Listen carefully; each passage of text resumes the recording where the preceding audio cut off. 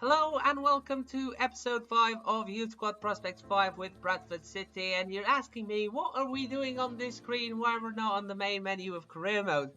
Here's the thing, the 1.05 patch has just dropped and it actually has something about career mode. I know, shocker. But anyway, they've made some changes. They added the goal difference to the standing screen. The default goal updates have been adjusted. Whoever even uses that anymore. And they've also fixed the lineups, and they fixed the Champions League and Europa League bugs. But unfortunately, these fixes will only impact new save files, so I have a bad feeling we won't be able to play the Champions League when we get there. I'm going to do some testing. This was recorded before this patch, by the way. I disallowed the European competitions on my save for the first season. We are still in the first season. So somehow, with some kind of miracle, we might be actually able to play the Champions League and Europa League. I'll leave a pinned comment, tell you guys if this worked or not. Before we get on to the games in this episode, which will be post-com, I need to show you some kit upgrades. First kit upgrade of the day, I'm not sure if I've covered this in previous episodes, I'm pretty sure I haven't. The Scout Feature Style Bruno has been customized by Cult of Gaming. He's wearing the number 4 untucked long sleeve shirt, no accessories on the wrists. He is wearing the Nike Tempo Elite boots. So there they are, looking quite nice. Do like there are no accessories on this one. Next on the list is Kostadin Nedialkov. Very surprising choice by Kennedy, I must say, but I was glad to have it. There he is with the gloves as well. He does like a bit of boxing, doesn't he? Long sleeved untucked shirts and black gloves, as you already can see there, medium socks and the boots. Most importantly, they are the Puma 1 Anthem orange boots. There they are, looking quite nice, to be honest, I must say. And Kennedy also customized Pierce O'Connor. He is wearing the number 11 red and white boxing tape, short sleeves, untucked tight t-shirt, and finally the Adidas Nemesis 18 plus 302 redirect boots. Massive props to Kennedy for not 1, not 2, but 3 kit upgrades. What a lad, Kennedy went mammoth with the kit upgrades today. Thank you very much, my man. There you go, another one for you. Number 6 is on Joel Verrier's back now. He's got the wrist tapes, the black wrist tapes. I hope that's alright. Let me know down in the comments section. The tight, short sleeved shirt. And the Puma Gladiator Activity boots. Very shiny indeed. I do like the back when they shade into the socks as well in colour. That looks nice. Very good kit upgrade once again. My man Kennedy. Time for you to enjoy the episode at the hands of post-com Rodolfo. Alright, let's get it on. First game, we host Newport County at the Valley Parade, and we were trying to get out of the rut that we've found ourselves in the last episode, at the very end of the last episode. But it didn't start off the best of ways. We conceded straight away. Fortunately, this fantastic move made Cooper equalise. Back heel as well on that bonus stylish points. Meanwhile, after the 2 goals, Kavanagh pulled off 2 incredible saves in the first and then in the second half, but eventually we conceded. And from the kickoff glitch, fortunately things never change in this game. It is too predictable. The Don, Rodolfo Donaldson, makes it 2-2 to bring us back on level terms. That would be how the game would end. Very even. I think it was the fair result, even though he did score off the kickoff glitch. I mean, that first goal was ridiculous. I was trying to clear it and he just found the header of the other guy. Absolutely ridiculous. Anyway, time to get on the road this time, for the first time this episode, away against Leyton Orient. The Don scored after just a quarter of an hour. That'll be his 10th goal. Yes, he's already hit double figures in League 2. That's how easy it is to score in FIFA 20 compared to FIFA 19. And then Kavanagh with some great saves. Again, what a keeper we have. He's so much better than all of the keepers we have, despite he's not being the highest rated. They actually hit the post from one of the following efforts that will lead to this great counter-attack. Again, very fortunate to have Kavanagh in the team, and for moments like this it definitely makes it worth it. Then we created this chance, as I said, on the counter. Joel Verrier with his 1-star weak foot buries it to double our lead just before half time. Amazing what a player with 1-star weak foot can do. They really are a pain in the ass when you see them, but Joel Verrier doesn't seem to have a 1-star weak foot. It feels like a 3-star weak foot at least. So that must be something in disguise there.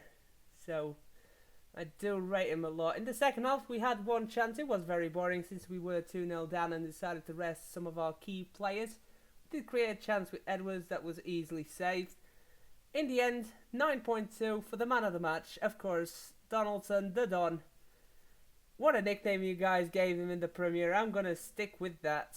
Next up, we'll be hosting Salford City, which is done by DK this year. I think it's going to drop on the weekend. This is Wednesday night, so I'll put a card when it eventually drops. And also, he did a Bradford series. He did a Road to the World Cup with Australia and Bradford City back in FIFA 15. So I'm also going to leave that on the card on the eye and top right. And of course, player to watch, there he is again. 4 goals in 3 games. He's already our top scorer in this club. He's already surpassed Borrell after his poor start of finishing, but he seems to have finally found his finishing touch to his game, which is nice to report. Gallo there looking anxious, looking forward to the game. And then speaking of the devil, there he is. He scores it once again. Oh wait, it's offside. Yeah, very disappointing. The move was pretty good, but I just played that pass way too late. And I would pay the price for it because there was an offside call the other way around, and I just tried to skip the celebrations and ended up passing it to Salford, who managed to equalise, to open the scoring for this game. Soon after though, there he is. He finally is onside, and he's actually put the ball in the back of the net, which he normally does from that kind of position. Do like the celebration a lot. That's why I included it in the post-com. And once again, trying to skip the cutscenes. Yeah, I just don't learn from my mistakes, do I? Well, best chance of the second half was this one, but unfortunately, that was it for now. Lee with a fantastic save there. Nice deep, and then substitutes come on at the hour mark, and we finally create something. Great play here. King, the debutant, I think, plays it on to Borrell, who manages to equalise. 2-2, it was game on. Finally, I've made up for my mistakes. Actually, no, let me rephrase. The team undid my mistakes. 9 goals for Borrell in League 2 as well. Him and Donaldson are really creating a partnership up top, which I do like to see. But unfortunately, the players' efforts weren't enough to cancel out my earlier mistakes, and we conceded to 3-2. And soon thereafter, conceded the 4th, trying to play the offside trap, went completely wrong, and Lee in the net had no chance. Although he only made 2 saves, which was pretty disappointing, I do admit. And there he is in the press conference, Gallo just taking the heat for my own mistakes. It's got to be done, isn't it? And then here's some realistic player morale features. Callum Kelly hasn't played in a couple of games.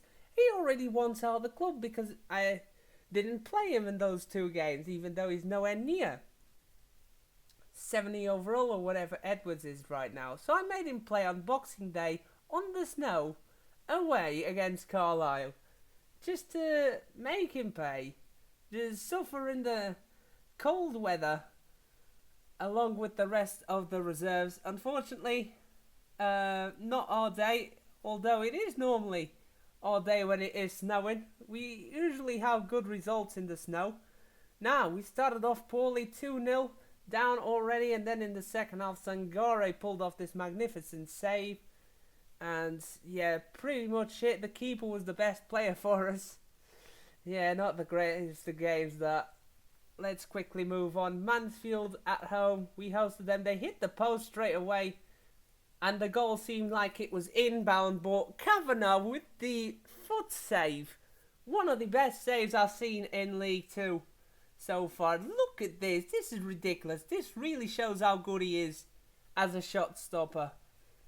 1-on-1. Denies the front post, which is so OP. And I really do love that about him. He does already feel like a cheat code as well in the net, which I do like. And the best chance of the game was actually for us after that in the first half. That was our best chance. And unfortunately we didn't capitalise, and long story short, Mansfield made us pay with that amazing finish. I do rate that finish, but I do think there was a foul earlier on the play, and then that completely put us out of the game. Second goal came, but eventually Kavanagh also showed some good saves, which were worthwhile even though we were losing. And look at that. He even saves the first shot there in the third goal. He's no Superman just yet, but he'll eventually become a great keeper. 4-0 was the scoreline. You can see at the front post in the 90th minute. Gallo looking desperate, and we only had one shot. Unbelievable scenes there, but moving on to January, brought in 3 German prospects from the scout reports. Nothing from England or Ivory Coast, unfortunately. All 3 of them were snapped up, and we also got rid of Luke Kuhn. I am doing the test, and I took advantage to see the weak point skill moves of the players, and Luke Kuhn's are disappointing, and he also dropped down in potential. So, yeah, he had to get rid of him, just not to pay his the rest of his 15-year-old stint in the academy. There's Stigman first, and also the right back, and Daniel Mola, who's the more impressive out of the 3. He does remind me of Nicola Russo for some strange reason. He's going to start up top against Morecambe. This time Gallo hosts his former side, and let's just say it didn't go well.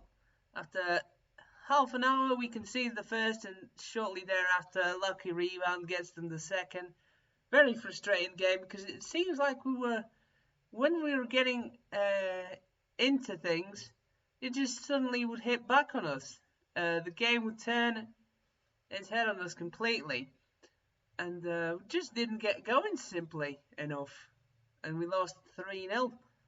Started to release the 2 expiring contracts. I don't want them to be there at the end of the season and just expiring contracts, so might as well use it on them. Try and sell the other lads, and enjoy the little squad report that's going on at the minute, just showing you how the players feel about their player morale. I thought I'd show this for once. This is how it looks. And yeah, trying to get rid of the real players, mostly just a few defenders left, which is pretty good. There's Sigmund once again. That's the right back that I missed from Germany. And talking about the test now, I did sim 2 seasons. Fortunately, no glitches on there, so I think we can class that as. But I am going to sim it a few more seasons, see if the glitch pops up and whatever else is there. And so far, no problem, so we should be alright.